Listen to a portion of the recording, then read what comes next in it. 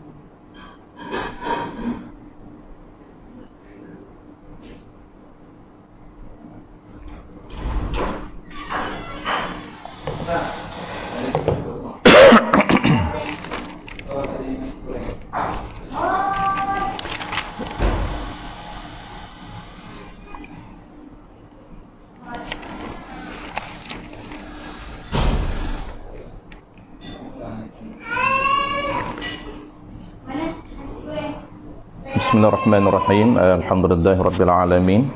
Wa bihi nasta'in wa la 'udwana illa 'alal zalimin. Allahumma salli wa sallim ala sayidina Muhammadin al-fatih lima ughliqa wal khatim lima sabaqa an-nasiril haqqi bil haqq wal hadi ila siratin mustaqim wa ala alihi wa ashabihi ajma'in.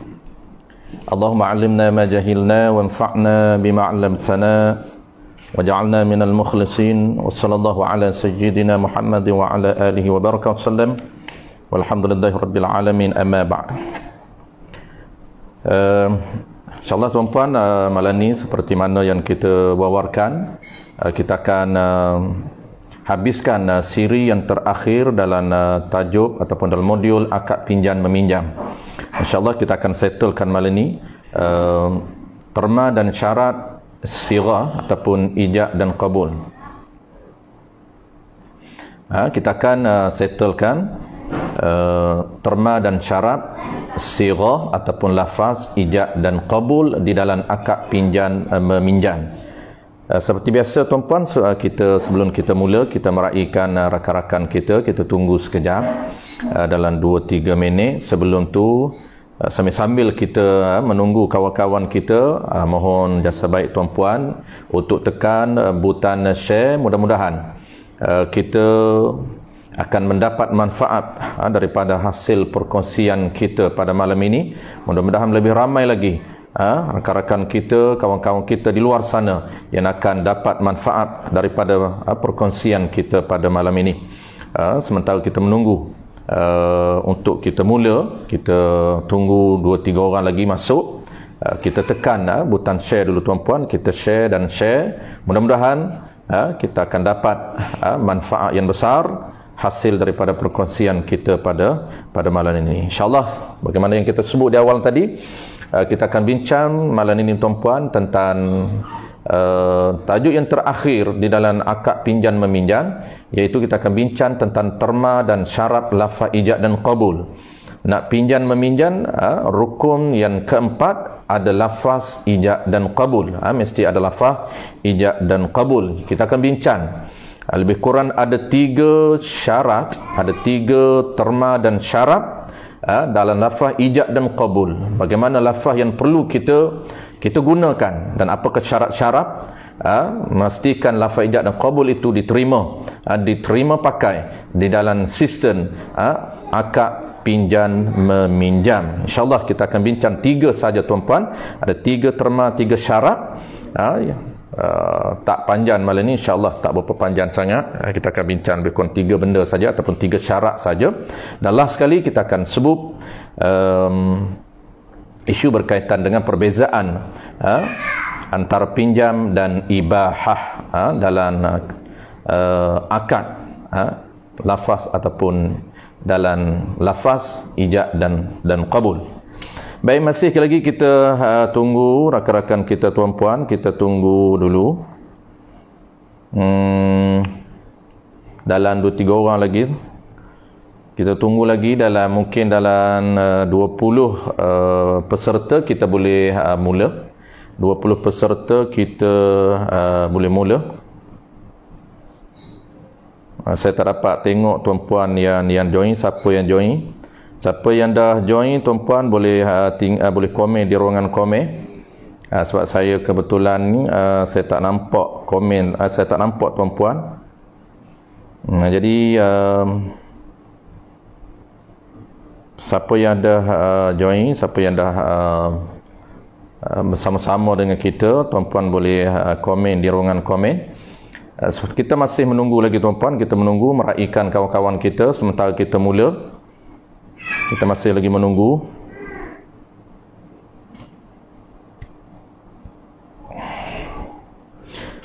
Puan Naimah Zila, Assalamualaikum. Waalaikumsalam warahmatullahi taala wabarakatuh puan. Terima kasih puan yang join malam ni. Saya boleh tengok tuan-puan. Saya kali ni saya tak boleh tengok siapa yang join, melainkan orang yang komen je saya boleh nampak. Sebab tu saya minta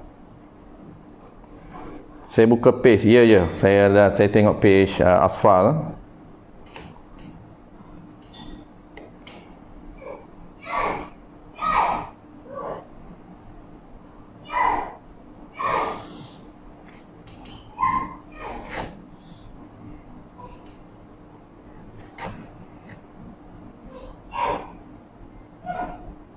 Kita tunggu lagi tuan-puan, insya-Allah kita tunggu dalam 2-3 orang lagi untuk join. Sementara kita mula. Sekejap lagi kita akan mula,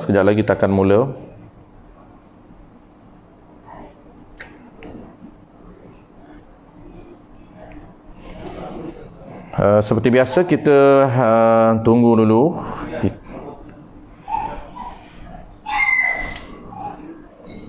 Dalam 2-3 orang lagi.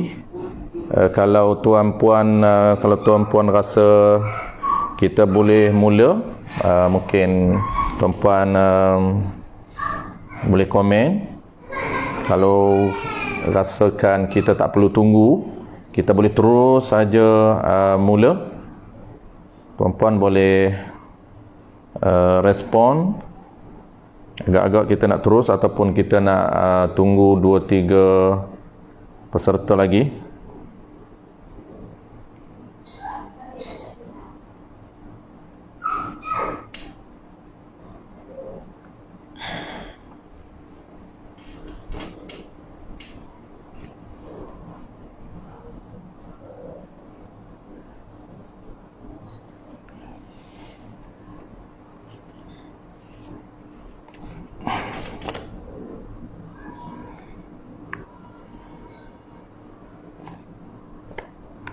Sekejap lagi tuan-puan, sekejap lagi kita mula, sekejap lagi insya-Allah, sekejap lagi.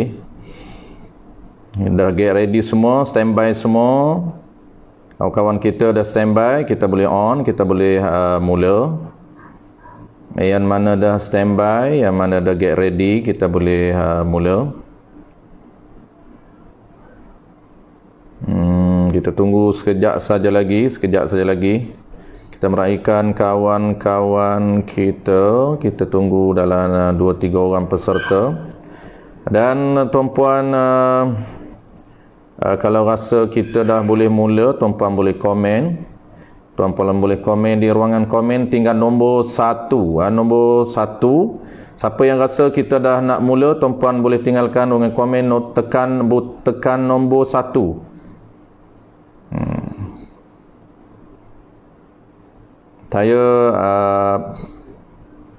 tunggu respon daripada tuan-puan. Kalau tuan-puan rasa dah boleh mula, saya akan on saja.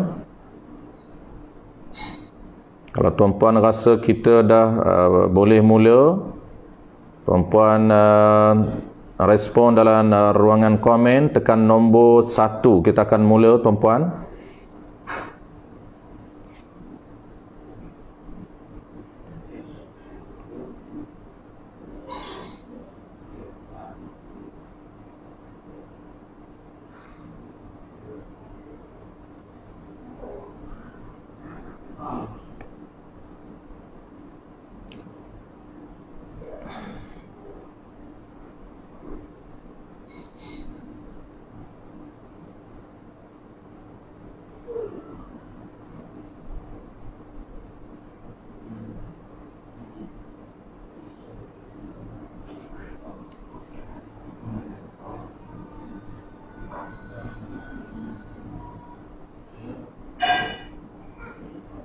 Abdul Muni, Syekh Abdul Muni. Okey Ustaz, clear, baik, terbaik, terima kasih join kita malam ni. Al-Fadil Azlan nombor 1, baik, gap dah ready. Kita tunggu lagi. Kalau tuan-puan dah ready untuk kita mula slot yang terakhir akad pinjan meminjan malam ni, boleh tekan ataupun boleh tinggalkan komen nombor 1. Kalau ramai dah get ready, kita akan mula tuan-puan. Kita meraihkan tuan-puan, sebenarnya kita tak mula lagi ni.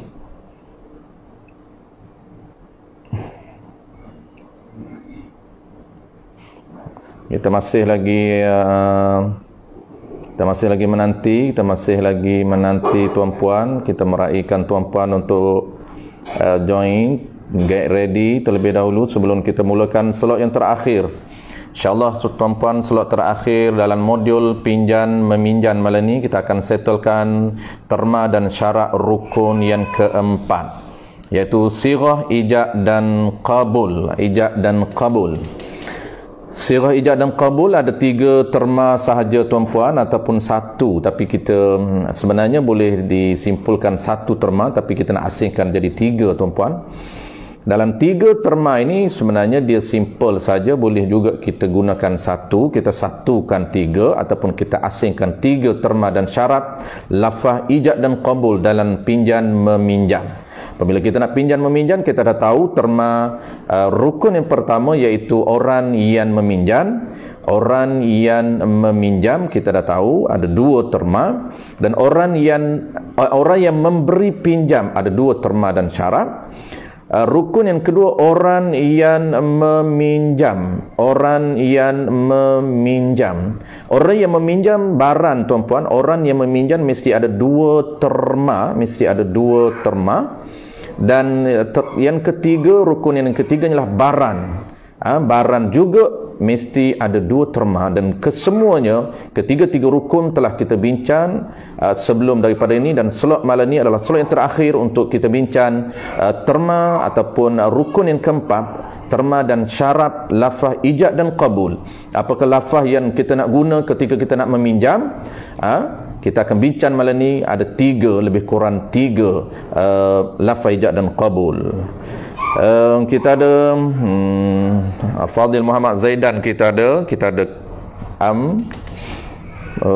Puan Sofia Amira, Adan dan Umi Adan hadir, alhamdulillah. Kita ada wakil anak-anak Asfa, Adam Ayub, Tuk Pengulu kita pun dah ada, Zairi Nizam, Ustaz Roy kita dah ada 1. Tekan butang 1, mana dah kita ada 3 orang dah ready, mana kita dah mula tuan-puan. Kita slow sambil menunggu, kita mula dulu. Bismillahirrahmanirrahim. Alhamdulillahirabbil alamin wa bihi nasta'in wa la udwana illa 'alal zalimin, amma ba'da. InsyaAllah tuan-puan, seperti mana yang saya sebut di awal tadi, kita akan bincang tajuk yang terakhir ataupun slot yang terakhir pada malam ini, dan tajuk yang terakhir iaitu terma dan syarat dan lafaz ijab dan qabul, atau ringkasnya dipanggil sirah pinjan meminjam. Istilah di dalam muamalat dipanggil sirah, merujuk kepada ijab dan qabul. Apakah sirah ataupun lafaz ijab dan qabul yang kita nak guna ketika mana kita nak pinjam meminjam barang? Kita dah tahu barang yang sah dipinjam, dan kita dah tahu orang yang layak untuk meminjam, dan kita juga tahu orang yang layak untuk memberi pinjam. Kesemuanya 3 rukun asas kita dah tahu, terma dan syarat semuanya ada 2, dan malam ni lafaz ataupun perkataan yang kita nak guna menunjukkan ijab dan qabul di dalam pinjan meminjam yang kita akan bincang. Ada 3 lebih kurang tuan-puan, ada 3 terma. Baik, yang pertama tuan-puan, rukun yang keempat ini, saya ulang sekali lagi, rukun yang keempat dalam pinjam meminjam ialah sirah. Kena ada sirah. Sirah ini tuan-puan, dia merupakan terma ataupun merupakan term ataupun istilah di dalam muamalat. Istilah di dalam muamalat. Kalau di dalam ibadat tuan-puan akan perasan setiap ibadat dia ada niat dan dia ada lafaz niat. Ada niat, ada lafaz niat. Kita solat ada niat dan ada lafaz niat. Kita puasa ada niat dan ada lafaz niat. Kita i'tikaf ada niat dan ada lafaz niat. Begitu juga dalam konteks jual beli. Di dalam bidang jual beli ataupun muamalat tuan-puan, apabila sebut muamalat, dia merangkumi semua tajuk-tajuk di dalam sistem muamalat. Salah satunya ialah jual beli dan salah satunya ialah pinjam meminjam. Maka setiap tajuk di dalam muamalat dia ada ataupun rukunnya mesti ada sirah. Apa dia sirah tuan-puan? Sirah ini merujuk kepada perkataan yang mengandungi lafaz ijab dan qabul. Itu dipanggil sirah. Di dalam istilah muamalat dipanggil siratun. Siratun ini merujuk kepada apa? Dia merujuk kepada lafaz yang mengandungi perkataan ijab dan qabul. Kita ada sirah jual beli, kita ada sirah akad nikah, kita ada sirah akad jual beli, kita ada sirah akad pinjam meminjam. Kesemua dipanggil sirah. Ringkasnya dipanggil sirah. Detailnya apabila sirah tuan-puan, dia refer kepada perkataan yang di dalamnya, di dalam perkataan itu mengandungi dua benda, mengandungi ijab dan mengandungi qabul. Ini kita kena refresh balik, kita kena recall balik. Sebab apa tuan-puan? Sebab benda ini telah hilang di dalam lapangan. Perkataan ini dah semakin pupus, semakin hilang di lapangan ataupun di dalam masyarakat kita.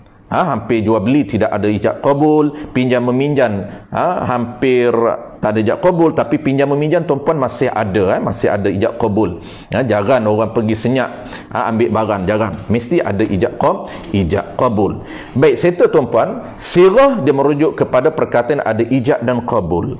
Baik, apa dia ijab dan apa dia qabul secara simple ataupun secara sempitah lalu kita nak kena tahu. Kita nak ketahui apa dia ijab dan apa dia qabul. Ijab ni tuan-puan dia merujuk kepada apa? Ijab dia merujuk kepada, dia sama je semua sistem muamalat, dia ada ijab dan dia ada qabul. Jual beli ada ijab dan ada qabul. Pinjam meminjam ada ijab dan ada qabul. Hutan, akad hutan ada ijab dan ada qabul. Akad rahnun ada ijab dan ada qabul. Ijab tu apa dia tuan-puan? Ijab itu perkataan. Ijab ini dia menunjukkan kepada iaitu perkataan yang menunjukkan penyerahan milik. Ini saya sebut secara asasnya. Tetapi dalam bab pinjam dia tidak merujuk kepada penyerahan milik. Dia bukan penyerahan milik. Dia tidak merujuk kepada penyerahan milik. Kalaulah jual beli tuan-puan, apa dia ijab jual beli?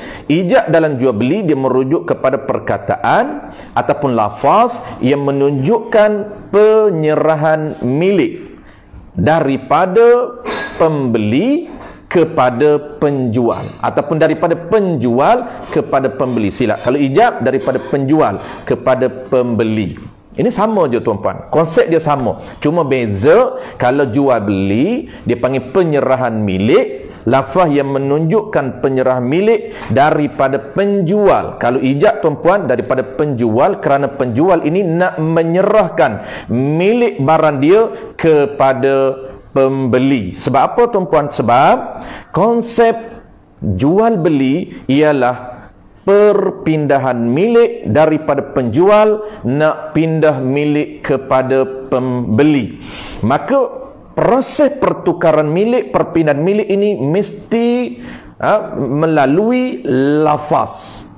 Lafaz itu sebagai simbol, sebagai tanda menunjukkan bahawa penjual itu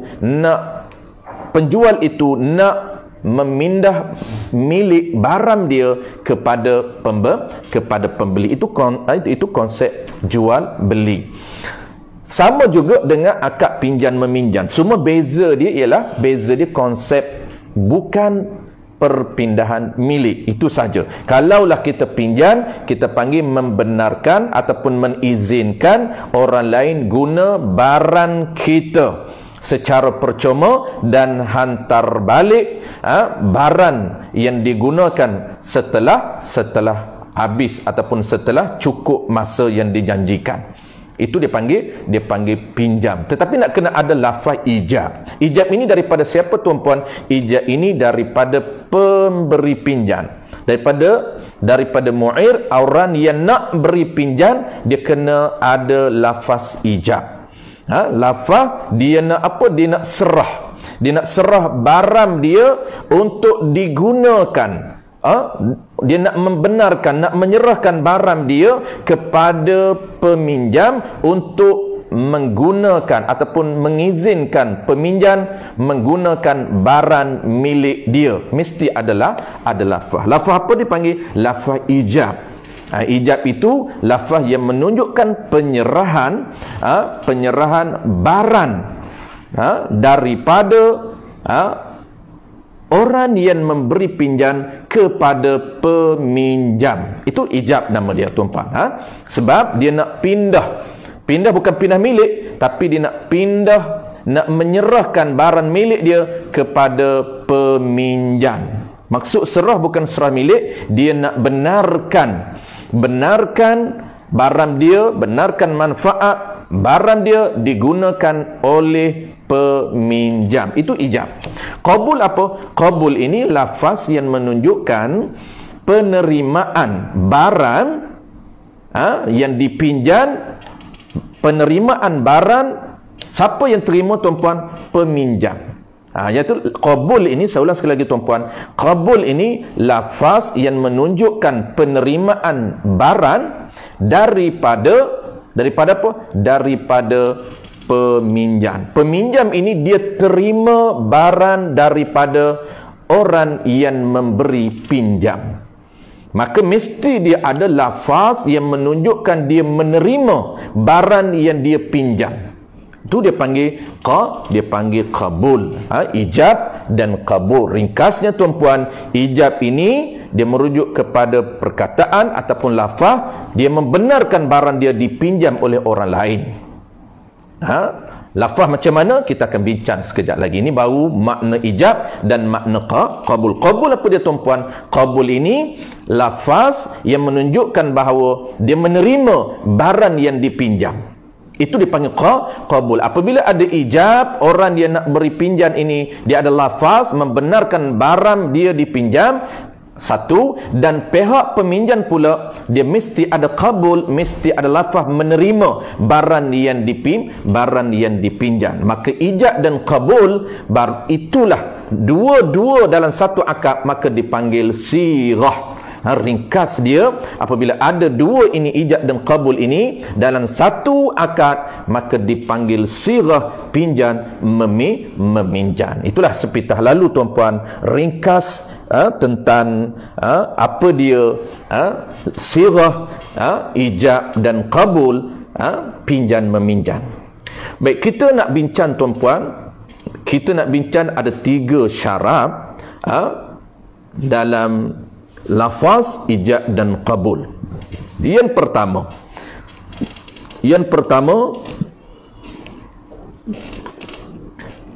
disyaratkan menggunakan lafaz yang boleh difahami.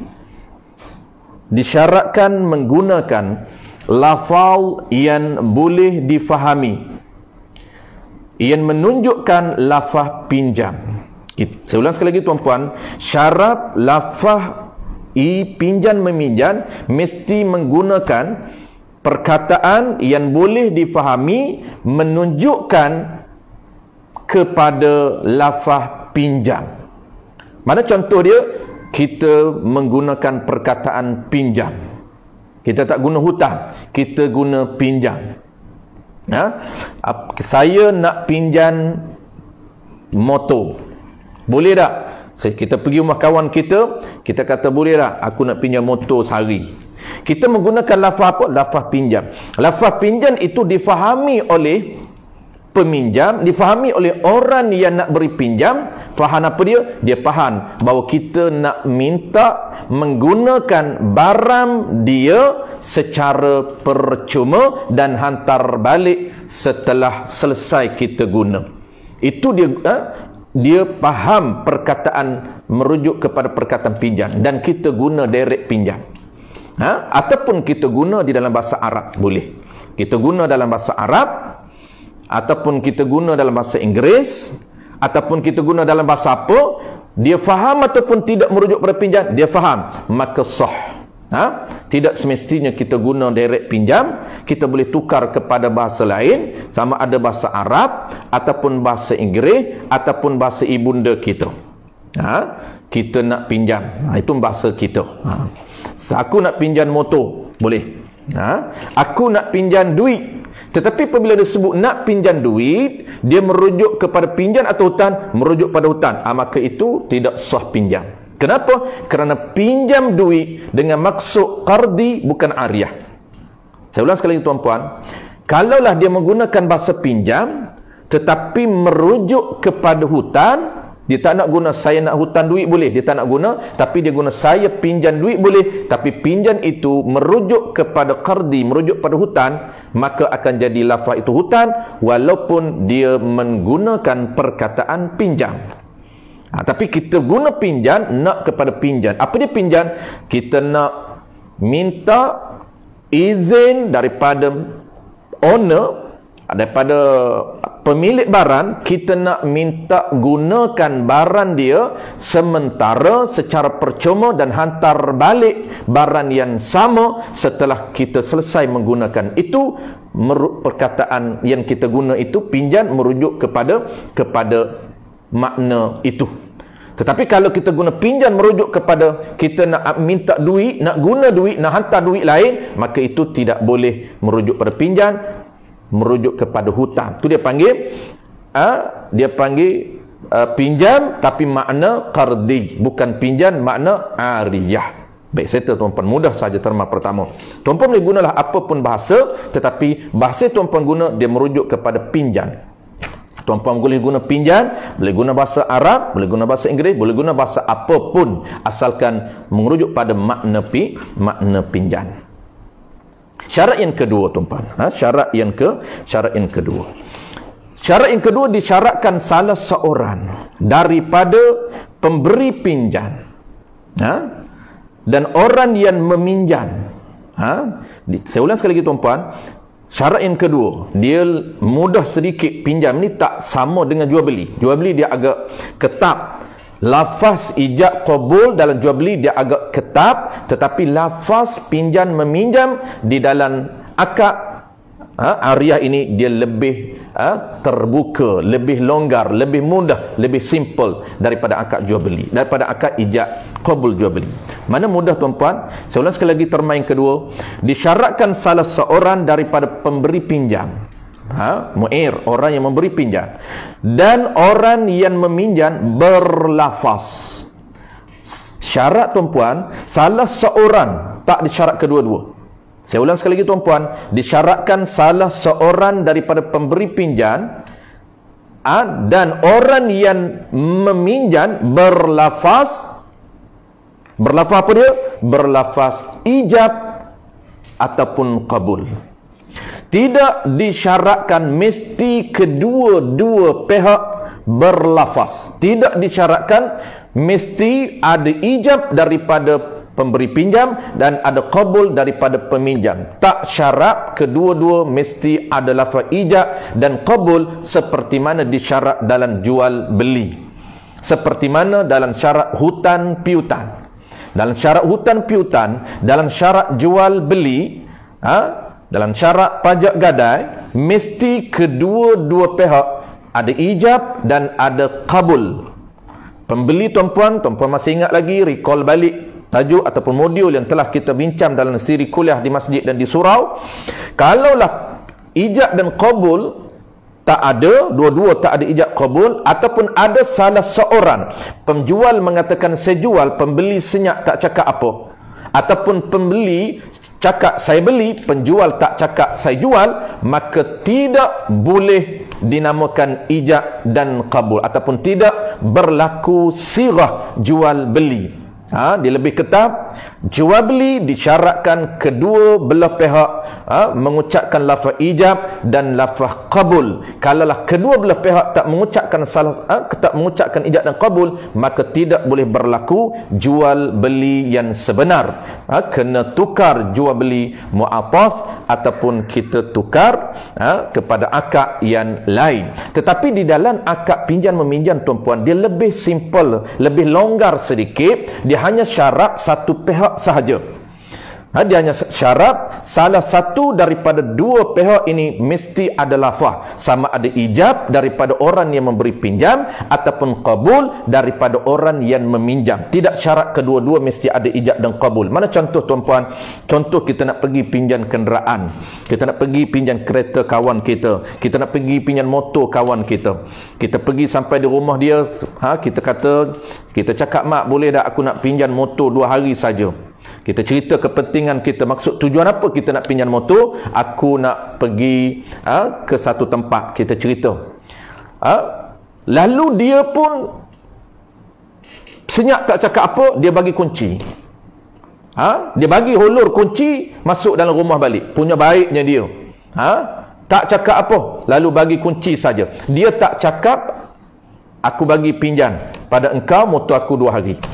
Kita saja minta, orang yang nak meminjam ataupun mu'irun ataupun musta'irun, dia minta, dia kata, aku nak pinjam motor engkau 2 hari, aku nak pergi tempat sekian-sekian. Kita cerita tujuan kita. Lalu orang yang nak memberi pinjam ni, dia punya kenal kita, dia tak cakap apa, dia bagi kunci saja. Ada tak ijab daripada dia? Dia tak ada ijab. Qabul, kita minta, kita ni ada, kita orang yang minta ini, kita minta nak pinjam, maknanya ada lafaz qabul. Ada lafaz qabul, lafaz kita nak minta menggunakan barang milik dia sementara secara percuma. Cukup 2 hari hantar balik. Ada lafaz kita guna, lafaz qabul. Lafaz nak terima barang yang dia nak beri pinjam. Tetapi lafaz ijab, lafaz nak membenarkan kita guna barang dia, tak ada, senyap. Sah ataupun tidak pinjam? Jawab dia, tuan, sah. Kenapa? Kerana ada salah satu daripada dua pihak ini lafaz sama ada ijab ataupun qabul. Itu contoh lafaz qabul daripada pembeli, daripada peminjam. Sebaliknya begitu. Sebaliknya, kalaulah orang yang nak minta pinjam ini tak ada ijab, tak ada lafaz ijab, tak ada lafaz ijab, dia minta, dia telefon awal, contoh dia nak, sebelum dia nak pergi ambil motor rumah, dia minta dalam telefon awal. Dia kata, telefon, halo mak, ni sekejap lagi aku nak pergi rumah kau, aku nak berhajat nak minta pinjam motor. Dia kata boleh, datang lah, setengah jam lagi. Dia kata aku ada kat rumah.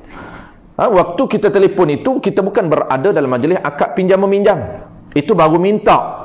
Dia benarkan tidak? Maka dia benarkan. Lalu kita pergi rumah dia, tempat di rumah dia tu tempat berlakunya akad pinjam meminjam, di sana tak berlakunya ijab. Maksudnya tidak ada lafaz ijab, hanyalah tidak ada lafaz qabul daripada kita. Kita pergi senyap, kita sampai saja rumah dia, lalu kawan kita bawa keluar motor, letak kunci di motor. Dia kata, ambillah motor aku 2 hari, lepas tu hantar balik. Kita senyap, tak cakap apa. Kita pun start motor, buat balik, tak cakap apa. Maknanya tidak ada lafaz qabul. Tetapi lafaz ijab daripada orang yang memberi pinjam ada ke tidak? Jawab dia jawab dia ada. Sah ke tidak?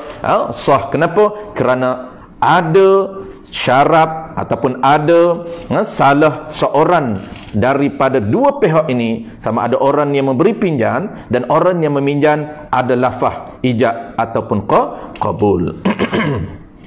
Baik, settle. Yang ketiga, tuan-tuan, yang terakhir, last sekali. Amal ini tak banyak, 3 sahaja. Yang ketiga, tuan-tuan,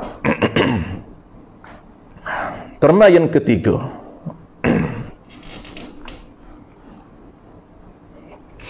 Apa dia terma yang ketiga? Terma yang ketiganya disyaratkan tidak menolak oleh orang yang minta pinjam. Ini syarat sah ijab dan qabul. Syarat yang kedua tuan-puan apa dia? Syarat kedua kena ada salah seorang daripada dua pihak, kena ada lafaz ijab ataupun qabul. Tak disyaratkan dua-dua pihak kena ada lafaz ijab qabul. Ini mudah sahaja. Kalaulah dua-dua tak ada lafaz, maka itu tidak sah. Saya ulang sekali lagi tuan-puan, kalau dua-dua senyap tak ada lafaz ijab dan qabul, tak ada lafaz ijab ataupun tak ada lafaz qabul, maka tak sah akad pinjam meminjam. Akad peminjam meminjam tak boleh berlaku di atas di atas mu'ataf. Kenapa? Kerana dia mu'ataf ini akad perpindahan milik. Sedangkan pinjam bukan perpindahan milik. Pinjam ini dia hanya membenarkan barang kita untuk digunakan oleh orang lain. Dia panggil termasuk dalam akad ibahah. Termasuk dalam akad ibahah. Tapi ibahah tu bukan ibahah diyafah, tapi ibahah ariyah, disyaratkan kena ada lafaz ijab qabul salah seorang daripada dua pihak. Dan yang ketiga, yang terakhir tuan-puan, disyaratkan tidak ditolak oleh orang yang minta pinjam. Dia minta pinjam, lalu peminjam, orang yang meminjam, dia minta pinjam, lalu orang yang nak beri pinjam ini beri. Cara dia sah ini, dia tak berlafaz, okey sah. Dan satu lagi mesti ada syarat, jangan dia menolak. Dia tak cakap qabul, okey, tetapi tambahan syarat yang ketiga, jangan dia menolak pemberian, ataupun jangan dia menolak menolak apa? Menolak barang yang kita nak beri pinjam kepada dia. Saya ulang sekali lagi tuan-puan, syarat yang ketiga ni disyaratkan tidak ditolak oleh orang yang minta pinjam. Walaupun dia senyap tak apa, jangan dia cakap dia tolak, jangan cakap dia tak nak. Tiba-tiba dia nak pinjam motor, dia pergi ke rumah orang yang nak beri pinjam motor kat dia, dia kata tak apalah, ambillah motor aku 2 hari, pinjam motor aku 2 hari, gunalah. Untuk nak pergi surau, untuk nak pergi kerja, gunalah. Dia bagi 2 hari. Senyap, tak lafaz qabul, sah, tapi jangan menolak. Kadang kata tak apalah, aku tak nak. Apabila dia tolak, maka tidak boleh lagi menerima. Tak boleh. Apabila dia tolak, dia kata aku tak nak. Aku tak nak, tak jadi aku pinjam motor kau.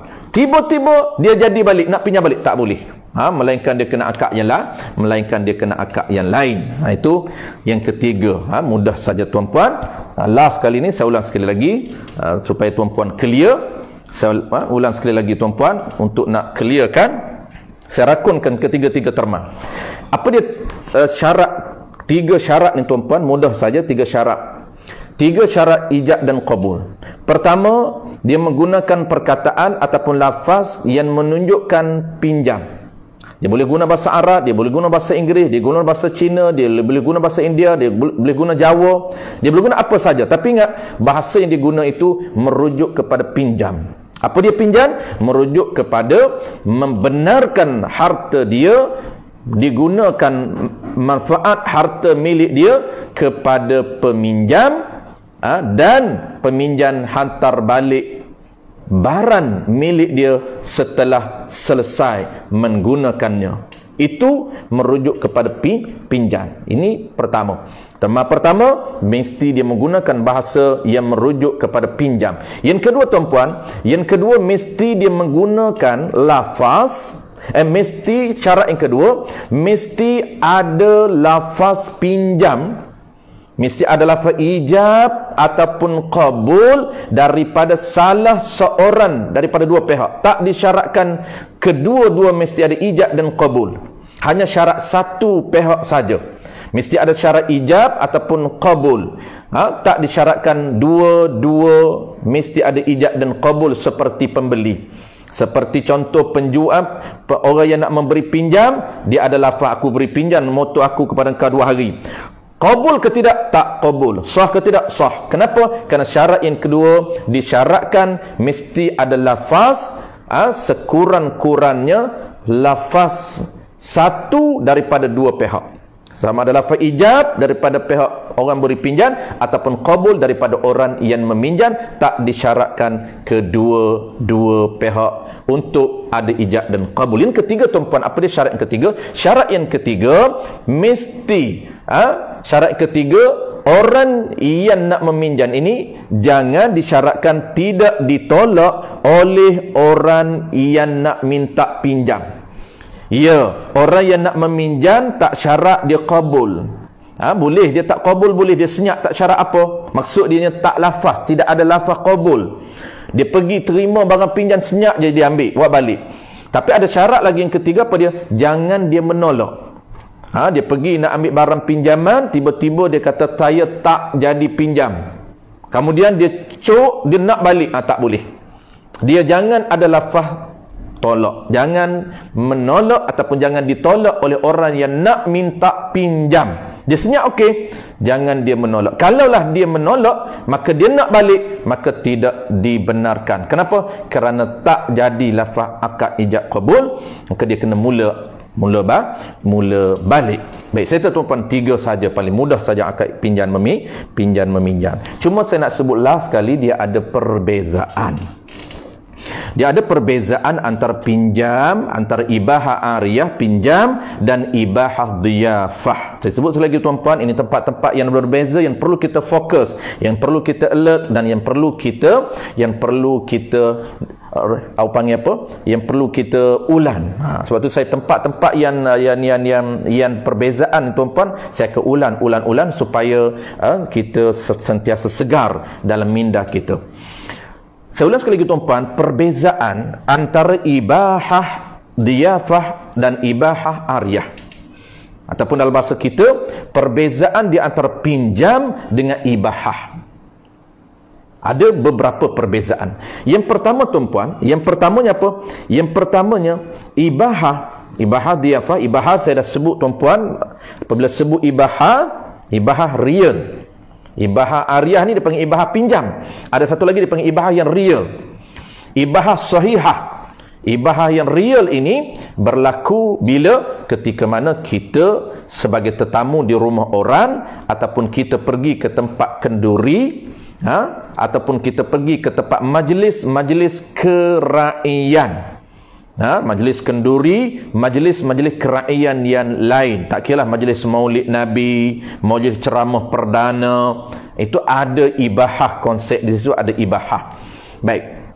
Jadi apa perbezaan di antara pinjam dan ibahah? Pertamanya tuan-puan, ibahah tidak disyaratkan lafaz ijab dan qabul. Ini antara perbezaan di antara pinjam dengan ibahah. Ibahah tuan-puan, dia tidak disyarat ijab dan qabul. Sebab itulah tuan-puan, perasan ataupun tidak, tuan-puan pergi ke rumah orang, duduk, tidak ada lafaz ijab qabul. Tuan-tuan tak minta, boleh tak saya duduk atas cushion? Tak minta. Tuan-tuan minta tak, boleh tak saya duduk belah kiri? Tuan-tuan tak minta. Tuan-tuan pergi, apabila tuan rumah kata masuk, tuan-puan masuk, kemudian duduk di mana tuan-puan nak. Sebab tidak ada arahan daripada owner rumah, ataupun tidak ada arahan daripada tuan rumah untuk duduk di tempat mana-mana. Maka di situ berlaku ibahah. Apa dia ibahah? Dia membenarkan tuan-puan berada di mana saja ruang rumah dia. Tuan-puan boleh duduk atas cushion, tuan-tuan boleh duduk di bawah, tuan-tuan boleh duduk kiri, duduk kanan. Adakah lafaz? Tidak ada lafaz. Sah ke tidak ibahah? Sah, kerana ibahah tidak disyaratkan lafaz ijab dan qabul. Senyap, tuan-tuan masuk, senyap duduk. Apabila dia buat keluar air tuan-puan, dia tak persila, dia kata sila minum. Dia tak minta kita minum, kita boleh ke tidak minum? Boleh, kerana itu ibahah, tidak syarat lafaz ijab dan qabul. Cuma kita beradab saja. Selagi tuan rumah tak pelawa, maka kita tak minum. Selagi tuan rumah tak pelawa, kita tak bedal. Tunggu dulu orang yang betul, orang yang bagus. Tunggu bilalah dia kata air dah buat keluar dah, punya sembang tak pelawa pun, sampai sejuk air. Kita betul lurus bin bendul, tunggu bila tuan rumah nak pelawar aku nak minum ni. Dah harga dah. Tak, daripada tadi duk tunggu. Dia pelawar tak, pelawar. Bedalah. Boleh ke tidak? Boleh. Kenapa? Kerana ibahah tidak disyaratkan lafaz ijab dan qabul. Begitu juga tuan-puan pergi ke tempat kenduri kendara. Tuan-puan masuk saja ke kawasan kenduri, maka penyambut tetamu ni ramai sangat, kadang-kadang dia tak pelawar pun kita. Dia tak kata silakan masuk, duduk, ambil sendiri ya, ambil sendiri lauk-lauk, belah kiri ada, belah kanan ada, buah pun ada, sila. Dia tak cakap contoh dia tak cakap apa pun tuan-tuan. Boleh tak kita masuk terus ambil buah, terus ambil kuih, terus ambil nasi, terus ambil air, duduk di mana saja? Boleh ke tidak? Boleh. Kenapa? Itu ibahah. Meja di mana saja dia tak tempatkan, maksud dia tak khaskan kita di mana-mana, kita boleh ambil meja mana, itu ibahah. Bukan ariyah, bukan pinjam. Dan air pun dia tak pelawar kita boleh ambil. Kerana ini konsep ibahah di tempat kenduri. Syarat pertama, ibahah dia berbeza dengan meminjam ataupun ibahah ariyah. Pertama ialah ibahah tidak disyaratkan lafaz ijab dan qabul. Baik, yang kedua tuan-puan, dia ada dua perbezaan. Yang kedua, ibahah tak syarat menolak. Walaupun ditolak tetap boleh menerima. Saya ulang sekali lagi tuan-puan, ibahah tidak disyaratkan menolak. Kalau pinjam, apabila tolak tak boleh terima dah. Walaupun dia lafaz tak qabul, okey, jangan syarat menolak. Dia tak perlu qabul kerana ijab daripada orang yang nak memberi pinjam. Saya bagi pinjam motor kepada kamu 2 hari. Dia pun ambil senyap, tak cakap saya tak nak. Dia ambil senyap sah. Jangan dia menolak. Apabila dia tolak, dia tak boleh dah ambil. Tetapi ibahah boleh tuan-puan, ibahah boleh. Dia tolak pun boleh lagi terima. Contoh macam mana tuan-puan? Contoh orang buat keluar air. Contoh kita pergi ke rumah tetamu, kita pergi ke rumah ziarah rumah kawan kita, lalu dia buat keluar air, dia buat keluar nasi, dia buat keluar kuih. Dia buat keluar kuih, lalu pelawarlah tuan rumah kata sila makan kuih ni, ambil kuih, ambil kuih, ambil air, ambil nasi, ambillah apa yang ada. Kita pun cakap dia, oh tak apa, saya dah kenyang. Terima kasih banyak, saya dah kenyang. Contoh. Sepatut dia tak boleh buat macam tu. Walaupun kenyang, dia kena minum sunat. Ketika kita ziarah rumah orang tuan-puan, kenyang pun sunat kita minum. Jangan kita menolak, kerana makruh kita menolak pemberian orang lain makruh kita menolak. Walaupun kita kenyang, minumlah sedikit. Walaupun kita kenyang, makanlah sedikit. Kerana sunat. Kita orang nak melakukan kebajikan dengan menjamu makan, maka kita dapat pahala makan. Kenapa? Kerana kita membantu orang lain melakukan kebajikan, membantu orang lain melakukan kebaikan. Kenapa? Kerana dia nak buat pahala. Dia nak menjamu makan orang, itu pahala yang besar. Kalau kita pun menerima, kita pun minum, maka kita membantu dia melakukan pahala, kita pun dapat pahala. Sebab tu makruh kita menolak pemberian orang lain. Itu makruh. Walaupun kita dah ada, dah banyak duit, awak nak bagi duit, makruh menolak. Ambil kemudian sedekah. Dah kita banyak duit, ambil sedekah pada orang lain. Ambil heboh kepada orang lain. Boleh heboh kepada pondok, tak ada tempat mana, heboh kepada pondok Asfar. Contoh saja tuan-puan, contoh. Baik, settle. Sebenarnya sekali lagi tuan-puan, kalaulah dia tolak, dia kata tak apa, saya dah kenyang. Boleh tak dia nak ambil? Nampak macam terliur pula lah. Saya dah kenyang dah. Tapi tengok air sedap ya. Saya dah kenyang dah. Tapi tengok kuih sedap lah. Nampak sedap lah. Rasa macam, tak boleh lah tolak. Rasa rugi. Kena try. Tuan rumah kata try. Tadi kita dah tolak. Boleh tak kita ambil balik? Boleh. Kerana ibahah tak disyaratkan menolak. Walaupun kita tolak berkali-kali, kita boleh ambil balik. Itu konsep ibahah tuan-puan ya. Dia berbeza dengan pinjam meminjam. Belas sekali dah settle. Itu perbezaan. Perbezaan ibahah ariyah dengan ibahah diafah ada dua saya sebut tadi. Pertamanya apa tuan-puan? Pertamanya ibahah tak syarat lafaz ijab qabul, dan ibahah tidak disyaratkan menolak. Walaupun tolak boleh ambil balik. Tak terbatal. Last sekali saya nak cerita kat tuan-puan apa dia? Pinjam. Pinjam meminjam ini dia ada pengecualian. Saya ulang sekali lagi tuan-puan, saya nak cerita pengecualian pinjam meminjam yang tidak ada ijab qabul. Ada. Saya ulang sekali lagi tuan-puan, tajuk last ini. Pinjam meminjam disyaratkan ada ijab dan qabul. Cuma tak disyaratkan ada dua pihak. Disyaratkan salah satu daripada dua pihak ini mesti ada lafaz ijab dan qabul. Melainkan ini ada pengecualian, melainkan beberapa tempat tidak disyaratkan lafaz ijab dan qabul. Yang ni kita kena ingat tuan-puan, kita memang kena ingat.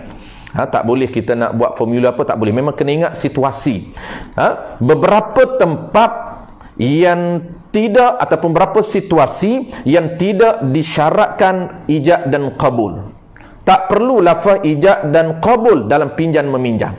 Di mana tuan-puan? Iaitu berlaku beberapa tempat ataupun beberapa situasi. Yang pertama berlaku di mana? Yang pertamanya berlaku, kita dah pernah sebut tuan-puan, kita recall balik. Cuma dia angle saja. Saya sebut sebelum ni angle yang lain, saya sebut malam ni dari sudut yang lain. Sudut apa dia? Sudut lafaz ijab dan qabul.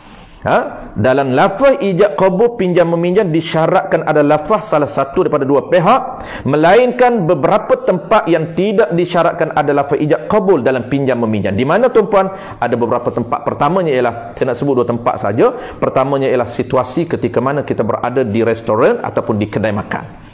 Saya ulang kali lagi tuan-puan, saya ulang sekali lagi tuan-puan. Ketika mana tuan-puan berada di kedai makan, tuan-puan berada di restoran, berlakunya konsep ibahah dan berlakunya pinjam meminjam. Ada ibahah dan ada pinjam meminjam. Dan ada ibahah, ada pinjam meminjam tidak disyaratkan lafaz ijab dan qabul. Mana dia? Pertamanya ialah situasi ketika kita di kedai makan. Apabila tuan-puan di kedai makan, ingat balik kita dah bincang sebelum daripada ni, dia ada ibahah dan dia ada ariyah. Tetapi di sini tuan-puan, ariyah yang tidak disyaratkan ijab dan qabul. Mana dia ariyah dan mana dia ibahah tuan-puan? Tuan-puan mungkin ingat balik.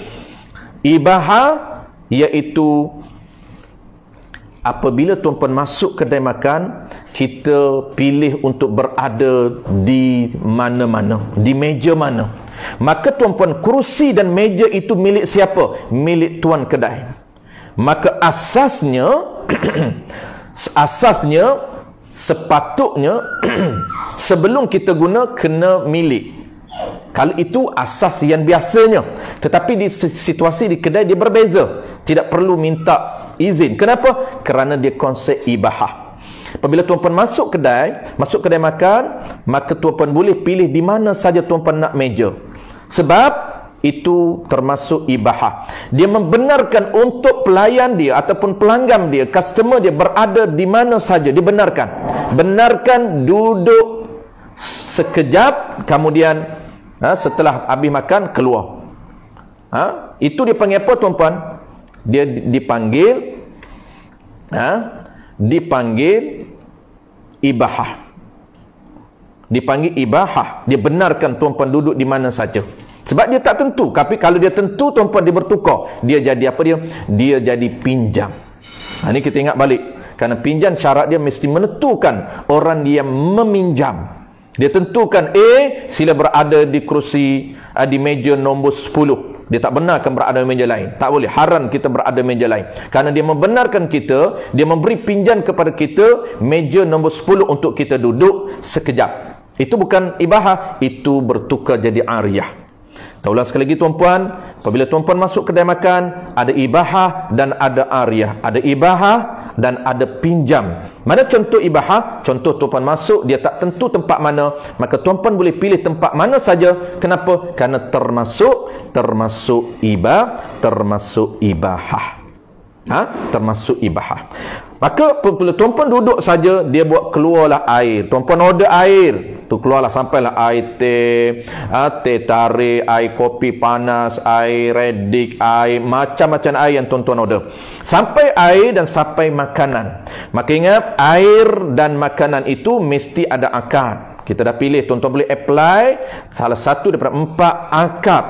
Nak guna akad jual beli cash, nak guna akad jual beli hutan, nak guna akad hutan ataupun dhaman mutlaq, dan nak guna akad hebah. Boleh pilih satu daripada 4 akad makanan dan minuman itu. Tetapi di mana ariyahnya? Ariyahnya tuan-puan, perasan tak? Apabila bekas itu bukan milik kita, bekas makanan, mangkuk yang dia buat bubuh makanan itu bukan milik kita. Dia bukan milik kita. Ibahah ke tidak? Bukan. Kenapa? Kerana dia menentukan mangkuk ini yang kita order tom yam untuk kita. Dia tentu mangkuk itu untuk kita. Maka apabila dia tentu mangkuk untuk kita, bermakna itu bukan ibahah, itu pinjam. Tetapi tidak ada lafaz ijab qabul. Tidak ada lafaz ijab qabul. Ini disebut sebagai apa tuan-tuan? Sebagai ariyah dimnan. Tuan-tuan bertemu dalam kitab I'anatul Talibin dalam hasyiah. Dan hasyiah di bawah, bukan matan di atas Fathul Mu'in. Dalam hasyiah I'anatul Talibin akan bertemu dengan istilah ariyah dimnan. Dia panggil, boleh juga dipanggil ariyah pada makna. Ariyah yang tidak ada lafaz ijab dan qabul, tidak disyaratkan ijab qabul, dihantar kepada kita mangkuk, di dalamnya ada makanan yang kita order. Makanan itu mesti ada akad mangkuk, itu dipanggil ariyah. Ariyah dipanggil makna ariyah. Di atas makna ariyah tidak ada lafaz ijab qabul, tak disyarat lafaz ijab dan qabul. Ini pengecualian yang tak perlu minta untuk pinjam. Tak perlu cakap kat cashier, bos, saya pinjam mangkuk sekejap nah. Tak perlu pinjam. Tak perlu ada ijab dan qabul. Walaupun tuan-tuan tak ada ijab dan tak ada qabul, tapi dinamakan pinjam juga, berlaku di atas pinjam ataupun berlaku di atas akad pinjam meminjam tanpa ada lafaz ijab dan qabul. Begitu juga minuman. Air itu tuan-tuan bayar menggunakan salah satu daripada 4 akad, tetapi bekas minuman itu, gelas itu, bukan kita bayar. Gelas itu termasuk apa dia tuan-puan? Termasuk ibahah? Tidak. Termasuk apa? Termasuk ariyah. Termasuk ariyah. Pinjam yang tidak disyaratkan lafaz ijab dan qabul. Baik, itu contoh yang pertama tuan-puan. Dan contoh yang kedua sama. Contoh yang kedua apa dia? Contoh yang kedua iaitu di tempat kenduri. Sama saja tuan-puan. Situasi yang sama. Sama konsep dia. Tempat kenduri ataupun walimah, dihidangkan makanan kepada kita di dalam bekas. Makanan mesti dia ada bekas. Maka bekas itu khusus kepada kita. Dipanggil apa dia? Dipanggil pinjam. Tanpa ijab dan qabul. Makanan itu tuan-puan, apa dia? Tidak perlu akad pemilikan. Tak perlu. Kenapa? Kerana makanan itu dia ibahah kepada kita. Sama konsep dia tempat kenduri ataupun sebagai tuan-tuan pergi ke rumah ziarah, sama juga. Ziarah tu jangan buat balik bekah. Kenapa? Kerana itu bukan ibahah pada kita. Kalau barang ibahah pun tak boleh buat balik, apatah lagi barang pinjam. Dia pinjam pada kita sekejap saja. Masa kita duduk rumah, dia air itu dia ibahah pada kita, kita boleh minum, tapi gelas tak boleh minum. Gelas tak boleh bawa balik. Kenapa? Kerana gelas itu bukan barang ibahah, tetapi barang ariyah. Nak balik kena tukar milik. Berkenan sangatlah gelas dia ni, nak cari tak ada di pasaran. Kita minta boleh tak? Saya nak berkenan lama lah gelas ni, nak beli tak ada. Minta. Maka dia kena lafaz ijab, kena lafaz hadiah, kena lafaz sedekah ataupun kena lafaz hebah. Kenapa tuan-puan? Kerana kena lafaz akad pemilikan. Kena tukar milik kepada kita. Nak milik itu boleh pilih, ada banyak akad milik. Akad milik antaranya akad hebah, akad hadiah, akad sedekah. Boleh menggunakan mana-mana akad. Akad pemilikan. Baik. Settle tuan-puan. Wallahu alam. Malam ni sekejap saja. Kita bincang last sekali, lebih kepada kita nak lengkapkan siri yang terakhir tuan-puan, untuk lengkapkan cover tajuk akad pinjam meminjam basic tuan-puan. Mudah-mudahan kita bincang lengkaplah malam ni 4 rukun pinjam meminjam, dan paling penting setiap rukun dia ada terma dia 2 2 2 3. 3 2 2 2. Itulah dia terma dia tuan-puan. Ada 4 rukun, setiap rukun ada terma dan syarat yang mesti kita ingat. Kenapa? Kerana kita nak checklist, setiap rukun itu fokus kepada terma dan syarat. Kenapa? Kerana itulah penentu kepada transaksi kita, pertukaran barang yang dipinjam dengan akad, barang yang dipinjam dengan peminjam ini. Orang yang memberi pinjam, peminjam dan barang itu mesti berlaku mengikut terma dan syarat yang telah ditetapkan oleh fuqaha, yang telah ditetapkan oleh syarak dalam muamalat ataupun sistem muamalat Islam. Itu paling penting. Sebab tu kita nak fokus benda yang basic. Mudah-mudahan kita dah tahu benda yang basicnya ialah rukun dan terma. setiap rukun. Itulah benda yang basic yang perlu kita challenge, yang perlu kita kita ingat supaya implement ni tuan-puan, dia tidak akan panggil lari daripada terma dan syarat yang telah ditetapkan. Baik, last sekali tuan-puan, saya tak silap saya, kalau silap tuan-puan betulkan. Ada soalan yang rakan-rakan kita tanya dalam slot yang keempat yang saya tak sempat baca hari itu, oleh kerana dia banyak sangat soalan, banyak sangat dia punya komen. Jadi soalan mungkin dia naik ke atas tuan-puan, jadi tak sempat untuk saya baca. Saya cuba nak respon, kalaulah seingat saya, kalau silap tuan-puan boleh betulkan. Seingat saya ada pertanyaan yang belum saya jawab berkaitan dengan barang wakaf ataupun barang milik masjid. Barang wakaf, dia kata buku wakaf boleh tak pinjam, ataupun buku masjid, begitulah, saya lupa wakaf tu apa, buku masjid boleh tak pinjam bawa balik untuk baca. Ini banyak berlaku tuan-puan, ada Quran diwakaf untuk masjid, boleh tak ambil Quran balik baca di rumah. Yasin di masjid boleh tak? Boleh tak kita ambil Yasin bawa balik di rumah, kita baca Yasin malam Jumaat di rumah. Ini isu-isu yang praktikal, isu-isu yang berlaku di masa, yang berlaku di lapangan, yang perlu kita matchkan dengan panduan syarak, panduan muamalat. Kenapa tuan-tuan? Kerana harta itu harta masjid. Maka apabila melibatkan isu harta benda, maka mesti melihat panduan muamalat. Kerana muamalat ini Allah Ta'ala turunkan panduan yang khas berkaitan dengan pengurusan harta benda. Apabila melibatkan harta benda masjid, maka ada peraturan yang khas. Melibatkan harta benda anak yang belum balik, dia ada peraturan yang khas. Dan apabila melibatkan harta benda itu, harta benda anak-anak ataupun orang panggil orang gila dan sapih, dia ada panduan dia. Biasa nak jawab respon sedikit tuan-puan. Panduan dia mudah saja. Kalaulah harta itu harta masjid, dia lebih kurang sama heboh dengan wakaf, lebih kurang sama konsep dia. Kalaulah orang wakaf heboh untuk masjid, sama ada heboh sejadah, heboh Quran, heboh Yasin, heboh dapur. Sekarang ni banyak tuan-puan, dapur, orang heboh gelas masjid. Baik, ada dua jenis heboh ini. Pertama, kalau dia heboh untuk masjid, dia tak takyid, dia umum, heboh untuk masjid ataupun untuk surau, itu lain hukum. Yang kedua, ada dia heboh kepada masjid untuk kegunaan muslimin dan muslimat. Lain tuan-puan, lain. Sebab itu paling penting orang yang nak menguruskan harta masjid, dia kena lihat kepentingan. Sebab itu penting cara untuk kita nak orang menyumbang, cara kita sangat-sangat penting untuk kita nyatakan detail ataupun umum. Jadi saya sebut dulu yang pertama, kalau orang wakaf ataupun orang heboh untuk masjid, umum untuk masjid, untuk kegunaan masjid, tanpa dia menyebut, tanpa dia takyin untuk orang-orang muslimin dan muslimat, dia hanya sebut ini untuk kegunaan masjid, masjid A, masjid B, masjid C, maka tuan-puan, haram lagi tak sah nazir, pengurus harta masjid, membenarkan orang lain pinjam. Dia hanya boleh menggunakan harta masjid di masjid sahaja, tak boleh buat keluar daripada masjid, tak boleh buat keluar daripada surau, tak kira apa pun.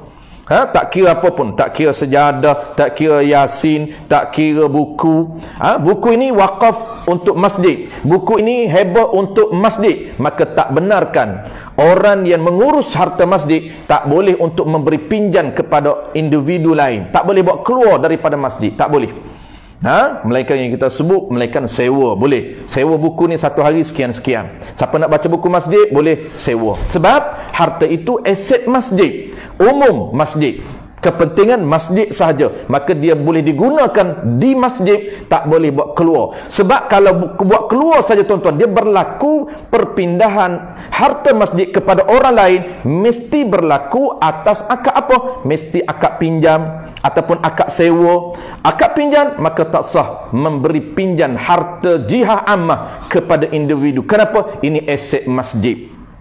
Boleh clear tuan-puan. Inilah tempat yang orang kurang jelas. Yang kedua tuan-puan, ini tempat yang dia bertukar dengan yang kedua. Saya ulang sekali lagi tuan-puan, sebab itulah orang yang cepat orang panggil dia keliru. Dia tepat melatah. Dia kata mana boleh menggunakan barang masjid. Dia kata apabila barang masjid boleh guna, dia kata semua boleh guna kerana itu umum. Ini tempat-tempat yang keliru. Yang kedua ini, kalaulah orang heboh kepada masjid untuk kegunaan umum, untuk kegunaan muslimin dan muslimat, ini boleh. Sebab tu tuan-puan, paling penting cara untuk kita handle orang yang bagi sumbangan itu. Kalau dia takyin kepada apa? Masjid sahaja. Dia tak takyin kepada umum, tak takyin kata untuk kegunaan. Kalau dia takyin, saya bagi sejadah kepada masjid ini, dia jadi hak milik masjid, tetapi untuk kegunaan muslimin dan muslimat. Maknanya tuan-puan, kita boleh digunakan untuk orang lain walaupun di luar daripada masjid. Kenapa? Dia takyin untuk masjid, tetapi boleh digunakan untuk orang-orang muslimin dan muslimat. Dia bagi gelas tuan-puan, saya bagi gelas kepada surau, tapi untuk kegunaan muslimin dan muslimat, walaupun bukan jemaah dia. Boleh tak orang taman lain pinjam? Boleh tak untuk guna? Boleh membenarkan orang lain guna, sebab ini diheboh kepada surau untuk kegunaan muslimin dan muslimat. Boleh digunakan, asalkan muslimin dan muslimat boleh guna. Inilah tempat yang keliru tuan-puan. Apabila kita sebut harta itu aset masjid, maka tak boleh guna melainkan dalam masjid. Kalau nak guna individu tak boleh, maka dia melatah. Dia kata boleh sebenarnya. Boleh sebenarnya itu nak tengok takyin. Kalau orang itu bagi heboh kepada masjid untuk kegunaan muslimin muslimat, baru boleh digunakan. Kenapa? Itu penting kepada cara heboh, sama ada dia takyin kepada masjid khas tanpa dia menyebut untuk kegunaan muslimin muslimat, maka itu khas untuk aset masjid sahaja. Wallahu alam bisawab. Terima kasih tuan-puan. Terima kasih banyak tuan-puan yang join malam ini, yang memeriahkan majlis kita pada malam ini. InsyaAllah kita jumpa lagi dalam slot ataupun dalam tajuk baru tuan-puan. InsyaAllah tajuk baru dalam lebih kurang dalam 2, kita akan maklum dalam page kita akan mula tajuk baru, iaitu tajuk hutan, tajuk qardi. Kita akan sepanjang PKP kita lebih kurang 8 hari lagi tuan-puan. PKP mudah-mudahan kita doa akan berakhir pada 9 November ini, 9 hari bulan sebelah ini. Jadi dalam 9 hari lagi, 8 hari lagi tu mungkin kita akan buat kita sempat buat 3 kuliah ataupun 4 kuliah yang berselang-seli. Besok tak ada lagi tuan-puan, lusa pun tak ada lagi. Saya ambil masa 2 hari untuk rehat sekejap. Kemudian kita akan mula, selepas 2 hari ni kita akan mula tajuk baru, iaitu tajuk dia ialah tajuk qardi ataupun tajuk hutan. Kita nak apply ataupun kita nak implement akad hutan di restoran, kita nak implement akad hutan di lapangan, tak kira di mana, maka kita kena tahu cara dia tuan-puan. Kita kena tahu terma dan syarat akad hutan supaya kita boleh menggunakan salah satu daripada akad hutan ini di lapangan. Sama ada di restoran, paling popularnya saya sebut di restoran kita boleh guna akad hutan, ataupun kita boleh guna juga di mana saja. Tapi kita kena tahu makna hutan, kita kena tahu syarat-syarat ataupun rukun, setiap rukun dan syarat-syarat ataupun terma syarat setiap rukun. InsyaAllah kita akan sambung dalam lebih kurang 2 hari lagi tuan-puan. Apapun tuan-puan boleh follow selalu makluman terkini di page Akademik Nurul Safa. Kita akan maklumkan setiap aktiviti kita di page kita, sama ada aktiviti pelajar kita, aktiviti kuliah-kuliah yang kita sajikan kepada tuan-puan, dan juga mungkin kita update tentang penyumban tuan-puan. Terima kasih banyak kepada tuan-puan yang menyumban. Alhamdulillah dalam 2-3 minggu ni, ada 2-3 hari ni tuan-puan, kita dapat respon daripada penyumban yang sangat positif. Kita ucapkan terima kasih banyak tuan-puan kepada penyumban daripada tuan-puan dan daripada saudara mara tuan-puan, yang tuan-puan secara secara langsung terlibat support, sokong ataupun menjadi pendokon, bukan saja menyokong tuan-puan, tapi tuan-tuan adalah pendokon kepada orang panggil platform kita, kepada Akademik Nurul Safa ini, untuk sama-sama memperjuangkan, menegakkan syariat ataupun ilmu yang semakin hari semakin pupus. Tidak lain dan tidak bukan, kita menggembelin tenaga, kita sama-sama bahu-membahu, sokong menyokong, dokon mendokon, untuk pastikan dakwah kita terbela dan agama kita tertegak dengan cara melahirkan produk, melahirkan anak-anak dan generasi yang boleh meneruskan usaha dakwah dan meneruskan orang-orang yang mampu membaca dan memahami kitab-kitab turas, kitab-kitab lama, dan mereka inilah yang akan sama-sama meneruskan usaha kita setelah kita mungkin dijemput oleh Allah Subhanahu Wa Taala, tapi kita dah ada legasi ataupun penerus usaha dakwah ini. Baik. Ada soalan sebelum kita baca doa, soalan daripada Azam Bani. Macam mana kita nak tahu yang orang tu ta'yin untuk umum atau tidak? Ini bukan tugas kita tuan-puan. Ini tugas nazir. Ini kesalahan nazir. Kalau kita nak pinjam, dia bagi. Kalau kita tahu bahawa itu umum, okeylah dia bagi. Tapi kalau kita tahu itu dia ta'yin untuk kepentingan tertentu, maka kita tak boleh. Kalau kita tahu. Contohlah tuan-puan, contoh yang banyak berlaku sekarang ini, ada orang pinjam periuk, surau, ada orang pinggan mangkuk, kenduri kendara, pinggan mangkuk surau, periuk surau, dia guna banyak benda tangga surau. Jadi kalaulah kita tahu bahawa itu aset surau, tanpa ditakyimkan, kalau kita tahu aset surau, maka kita tak sah kita pinjam, dah kita tahu. Tapi kalau kita ni tak tahu ataupun kita tahulah, contoh kita tahu bahawa itu bukan aset surau, bukan maksudnya bukan umum, bahkan ditentukan sumbangan. Biasanya tuan-puan, biasanya nazir ni ataupun pengerusi surau, dia akan maklum. Dia akan maklum macam mana kita buat kutipan untuk membeli peralatan dapur, peralatan gelas, pinggan mangkuk untuk kegunaan muslimin muslimat. Yang tu okey, jelas. Jelas, maknanya dia kutipan ini, kutipan untuk beli pinggan mangkuk, beli periuk belanga untuk kegunaan muslimin muslimat. Itu jelas. Tak jadi isu. Kalaulah tak jelas, kita kena tanya. Kita nak pergi minta dengan pengurusi, boleh tak saya nak guna tangga surau, tapi saya nak tahu tangga surau ni aset surau ataupun memang sumbangan untuk kegunaan. Masa beli dulu ni, duit ni duit sumbangan untuk kegunaan muslimin muslimat. Maknanya tangga surau ini boleh digunakan oleh muslimin dan muslimat. Dia kata dah, ini saya beli dengan duit surau, maka tak boleh guna. Itu untuk surau saja. Wallahu a'lam bissawab. Mudah-mudahan clear tuan-puan. Bismillahirrahmanirrahim. Alhamdulillahi rabbil alamin. Wassalatu wassalamu ala asyrafil anbiya'i wal mursalin wa ala alihi wa ashabihi ajma'in. Allahumma faqihna fid din wa 'allimna at-ta'wil waj'alna minal ulama'il 'amilin waj'alna minal mukhlisin. Wa sallallahu ala sayyidina Muhammad wa ala alihi wa baraka wa sallam. Alhamdulillahi rabbil alamin. Qabbalallahu minkum.